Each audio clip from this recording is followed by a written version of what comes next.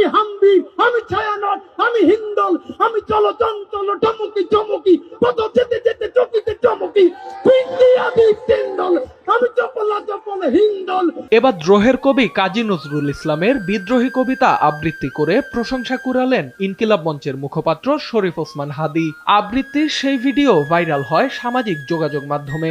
ভিডিওতে দেখা যায় মঞ্চে দাঁড়িয়ে নজরুলের বিদ্রোহী কবিতা আবৃত্তি করছেন তিনি। হাদীর দরাজ কণ্ঠের আবৃত্তি শুনে উচ্ছ্বাসে ফেটে পড়েন উপস্থিত শ্রোতারা।